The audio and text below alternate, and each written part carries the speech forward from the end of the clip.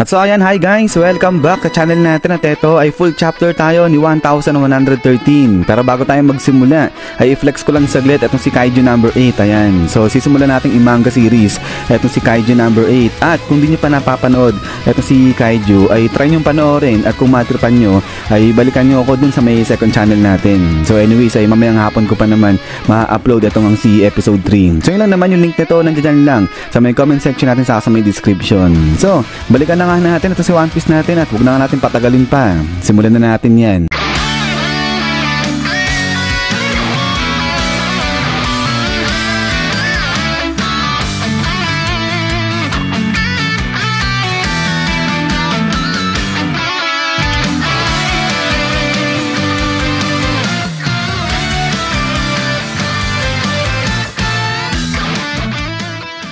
At so dito ngayon magsisimula kay Saint Mars dahil ang nakita niya nga dyan ay etong napakalaking ulo na ni Dr. Vegapunk na nakalagay dyan sa may tank. So dito sabi ngayon ni Saint Mars na buhay pa rin pala etong bagay na to kahit na patay na si Dr. Vegapunk. So ngayon ang tanong ni Saint Mars ay ano raw ba talaga yung tunay na kamatayan at yung consciousness nasan ba talaga yan? So ngayon tanong ni Saint Mars, Dr. Vegapunk, ikaw ba yan? Sabi niyang ganyan.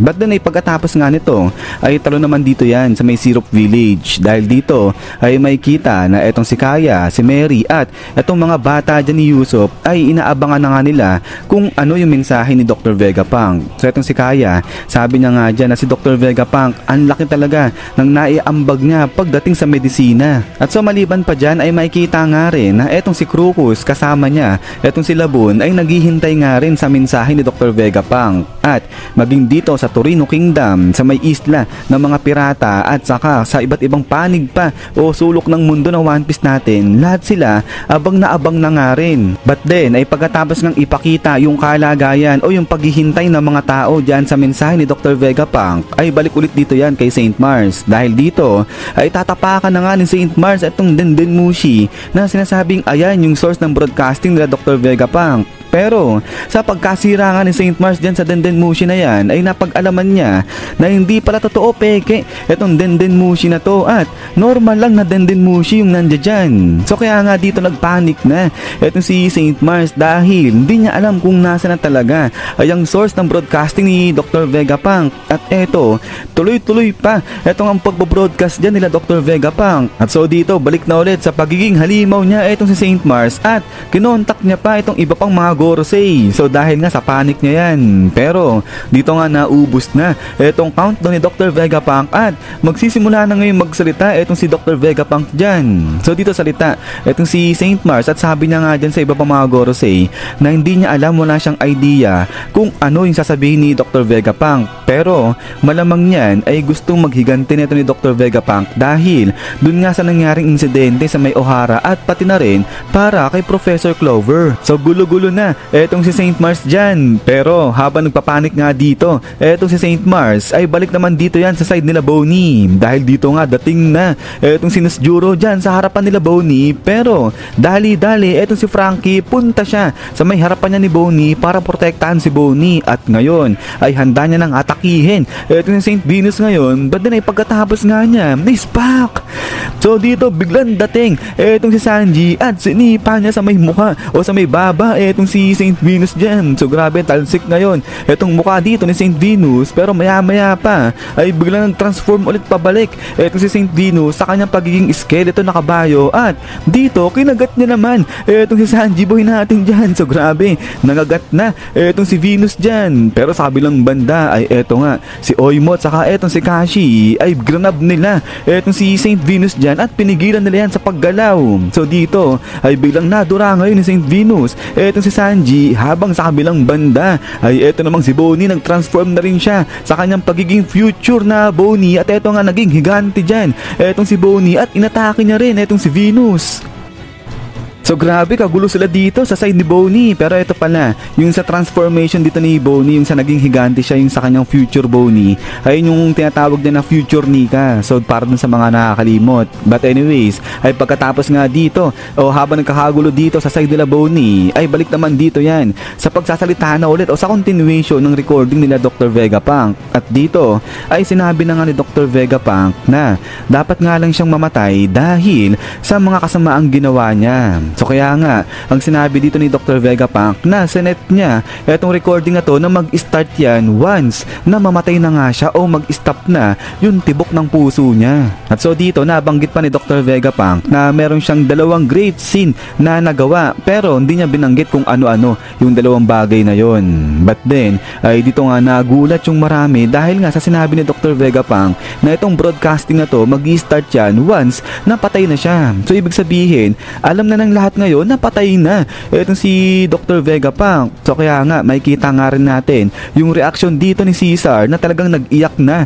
Itong si Caesar, sabi niya nga dyan na ang dami pa naman niyang ginawa, nag-hard work siya, sabi niyang ganyan, para lang pabagsakin itong si Dr. Vegapunk. Pero eto, patay na si Dr. Vegapunk. Tapos itong si Big News Morgan, ganun din. Nagalit siya, sabi niya nga dyan, ano ba to? Yung gantong klaseng broadcast, tatapusin yan yung newspaper business. So kaya pala nagagalit etong si Big News Morgan dyan, mawawalan siya ng business. But then, ay pagkatapos nga dyan, ay balik naman dito sa may side na nila Nami. Dahil, etong si Saturn, dumating na nga dyan sa may tuktok kung nasaan etong grupo ngayon nila Nami. Pero, etong si Robin, bigla niyang naalala, na-recognize niya etong boses ni Saturn dyan at nagulat ngayon etong si Robin. Dahil, etong boses ni Saturn, naalala niya yan during dun sa may insidente sa may O'Hara. So eto, sagot o salita na etong si Saturn, sabi niya nga dyan, Nico Robin, ikaw yung hindi napatay ni Akainu, sabi niyang ganyan. So dito sagot etong si Nami, sabi niya nga dyan, protektahan nyo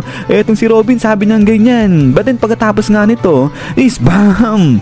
So dito biglang inatake dali-dali ni Saturn etong si Robin, pero prinotektahan naman siya dito ng mga kasamahan niya. So eto nga si Yusuf, pinasabugan niya etong si Saturn, habang etong si Brook pinutol niya, naputol niya yung isang paa dito ni Saturn, habang etong si Nami ginamit niya etong si Zeus para nga salagin etong atake ni Saturn, at etong si Chopper ginamit niya naman etong kanyang guard point. So ang ganda ng pagkakaprotekta ng mga to dyan kay Robin, ang angas din. At etong si Nami, very good talaga itong pagkaka-pull away niya dyan kay Robin. But anyways, ay habang nagkakagulo-gulo nga dito sa side nila Nami, ay balik dito yan sa mga Gorsei. Dahil eto nga si Saint Mars ay nagkakagulo na nga siya, nagpapanik na nga siya dyan. So ngayon, tanong niya dito sa mga kasama niya na ano yung gagawin nila. Dapat ba sirain na lang daw ba niya itong buong Punk Records? Pero sagot dito itong mga kasama niya, at sabi nga nila dyan na wag ituloy yan ni Saint Mars, kasi nga kapag sinira niya itong buong Punk Records ay pwedeng masira nga rin, madamay pati yung Mother Flame. Eh yun pa naman yung target nila dyan, at pag nasira yung Mother Flame, wala nang makakagawa niyan kasi nga wala na si Dr. Vegapunk. So sablay itong idea dyan ni Saint Mars. But then ay habang kagulo nga dito itong mga Gorosei natin, ay balik nga yan dito sa continuation na ng broadcasting ni Dr. Vegapunk. At dito ang sabi ngayon ni Dr. Vegapunk, okay sige, magsisimula siya sa conclusion, at ang conclusion na etong mundo ay lulubog nga raw yan sa karagatan, sabi niyang ganyan. So ang tuloy pa nga dito ni Dr. Vegapunk na siguro nga niyan maraming magtatawa sa kanya o pagtatawanan lang siya dahil nga sa mga sinasabi niyang to, pero dapat nga raw malaman ng lahat yung patungkol sa bagay na to. At din pagkatapos niyan is yan guys, so hanggang dito lang itong chapter 1113. So ayan ay ang lupit na nangyari dito. So dun sa side nila Bonnie, binabanatan nila si Venus, at ayun nga si Sanji yung naging tagapagtanggol dyan, habang sa kabilang banda kala Saturn naman sa side nila Nami, wala pa ring Zoro, saka wala pa ring Jinbei. So may hirapan dyan itong sila Zoro,